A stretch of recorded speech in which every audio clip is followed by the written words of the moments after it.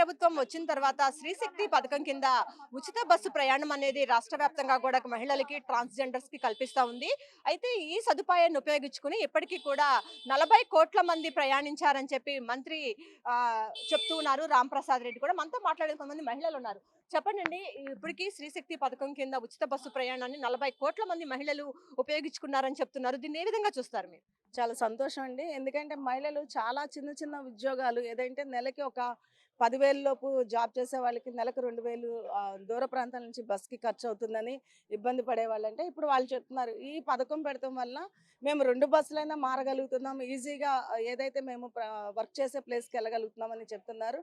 ఇలాంటి పథకాలు కేవలం మహిళల కోసం, మహిళా అభ్యున్నతి కోసం చంద్రబాబు నాయుడు గారు ఒక్కళ్ళే ఇలాంటి నిర్ణయాలు తీసుకుంటారు. అటువంటి చంద్రబాబు నాయుడు గారికి మేమందరం ధన్యవాదాలు తెలియజేసుకుంటామని మహిళలందరూ తెలియజేస్తున్నారండి. చెప్పండి, ఎలా చూస్తారు? ఈ పథకం 40 కోట్ల మంది మహిళలు ఉపయోగించుకున్నారు. ట్రాన్స్‌జెండర్స్ కూడా ఉచిత బస్సు ప్రయాణం రాష్ట్ర వ్యాప్తంగా కూడా పెట్టారు. ఎలా అనిపిస్తుంది మీకు? ఈ పథకం ఏదైతే ఆశించి మన ముఖ్యమంత్రి గారు పెట్టారో అది చాలా బ్రహ్మాండంగా పనిచేస్తా ఉంది. ప్రజలందరూ కూడా చక్కగా లేడీస్ ముఖ్యంగా బాగా దీన్ని ఆచరిస్తున్నారు, అనుకరిస్తున్నారు. మన ముఖ్యమంత్రి గారిని అందరూ బాగా సమర్థిస్తున్నారండి. ఎక్కడి నుంచి ఎక్కడికైనా సరే 2 బస్సులు మారినా కూడా 5 పైసలు ఖర్చు లేకుండా వాళ్ళు ప్రయాణం చేస్తున్నారు కాబట్టి చాలా ఆనందంగా ఉన్నామని చెప్తున్నారు. చెప్పండి, ఎలా అనిపిస్తుంది? ఈ ప్రభుత్వం తీసుకొచ్చిన కూటమి ప్రభుత్వంలో ఉచిత బస్సు ప్రయాణం ఇంతమంది ప్రయాణించారంటే ఎలా అనిపిస్తుంది ఒక మహిళగా మీకు? చాలా ఆనందంగా ఉందండి. ఇవాళ ఎందుకు అంటే కూటమి ప్రభుత్వం ఏదైతే సూపర్ 6 అని అనౌన్స్ చేసిందో సూపర్ 6తో సూపర్ హిట్ కొట్టింది ఈ కూటమి ప్రభుత్వం.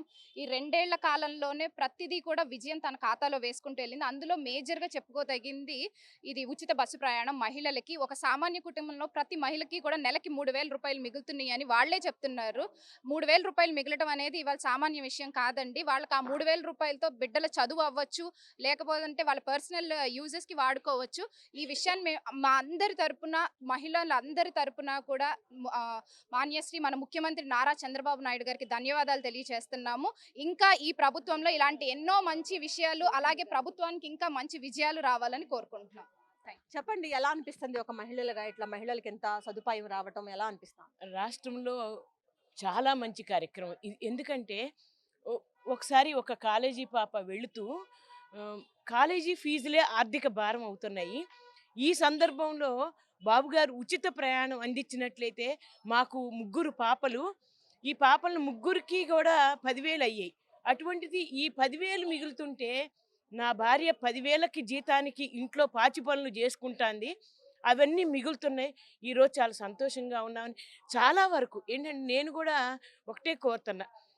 ఉచిత స్త్రీ శక్తి ద్వారా చాలామంది ప్రత్యక్షంగా కానీ పరోక్షంగా కానీ ప్రతి ఇంటా కూడా లాభం పొందుతున్నారు. దానికి ముఖ్యమంత్రి చంద్రబాబు గారికి ఉమ్, ఆంధ్రప్రదేశ్ మహిళలందరి తరపున కూడా ధన్యవాదాలు. కొంతమంది ప్రెస్ మీట్కి కూడా ముందుకు రాలేరు, కానీ వాళ్ళు ఏంటంటే ప్రొద్దున్నే వెళ్ళిపోతారు వర్క్కి, సాయంత్రం వచ్చేస్తారు. ఈ టైంలో ఇటువంటి కొద్దిగా బస్సులు కొంచెం ఆపే విషయంలో ఇంకొంచెం జాగ్రత్త పడితే ఇది ఒక చిన్న సూచన మాత్రమే. అది కొంచెం జాగ్రత్త వహించి ఇంకా బస్సులు పెంచి మహిళలకి చేదోడు వాదోడుగా ఉండాలని కోరుకుంటున్నాను. చెప్పండి, ఎలా చూస్తున్నారు? కూటమి ప్రభుత్వం అధికారంలోకి వచ్చినాక ప్రతి ఒక్క మహిళ కూడా రాష్ట్ర వ్యాప్తంగా కూడా ఉచితంగా ప్రయాణం చేసే సదుపాయం ప్రభుత్వం మీద భారం పడుతున్నా గానీ ఇలాంటి నిర్ణయం తీసుకోవడం సాహసోపేతమైన నిర్ణయం. ఎలా చూస్తారు దీన్ని? ఖచ్చితంగా అండి. అసలు కూటమి ప్రభుత్వం ఇలాంటి నిర్ణయాలు తీసుకోవడానికి మాత్రమే పవన్ కళ్యాణ్ గారు ఏ స్థాయిగా త్యాగం చేసి కూటమి ప్రభుత్వాన్ని తీసుకొచ్చారో మనందరికీ తెలిసిన విషయమే. ముఖ్యంగా ప్రజలు బాగుండాలి. మనం ఎలా ఉన్నా కూడా పార్టీల పరంగా ఎలా ఉన్నా కూడా ప్రజలు బాగుండాలనే ఉద్దేశంతోనే పవన్ కళ్యాణ్ గారు నిర్ణయం తీసుకోవడం, కూటమి ప్రభుత్వం రావటం. అలానే చంద్రబాబు నాయుడు గారు అంతే నమ్మకంతో ఈ స్థాయిగా పథకాలు తీసుకొచ్చి స్త్రీశక్తి పథకం 40 కోట్ల మంది మహిళలకి ఉపయోగపడే విధంగా ఇంత చక్కటి పథకాన్ని రూపొందించడంతో పాటు దాన్ని అమలు చేసే విధంలో కొన్ని చిన్న చిన్న ఇబ్బందులు ఉన్నప్పటికీ కూడా చాలా సక్సెస్ఫుల్గా దాన్ని ముందుకు తీసుకెళ్తా ఉన్నారు. ప్రతి ఒక్క మహిళ కూడా ఈరోజు చాలా ఆనందంగా ఉంది. ఎందుకంటే మనం చూసుకో సిటీస్లో మహా అయితే 10,000, 15,000 కన్నా ఎక్కువ సంపాదించే ఏది చాలా కష్టపడితే కానీ అందులోనూ కొంచెం దిగువ మధ్యతరగతి కన్నా దిగువ ఉంటే ఒక 10,000 దాకా వచ్చే పరిస్థితి ఉంది. దాంట్లోనే ఆటోలకు కానీ దేనికైనా సరే ఒక 2,000 నుంచి 3,000 వరకు వెళ్ళిపోయే పరిస్థితి ఉంది.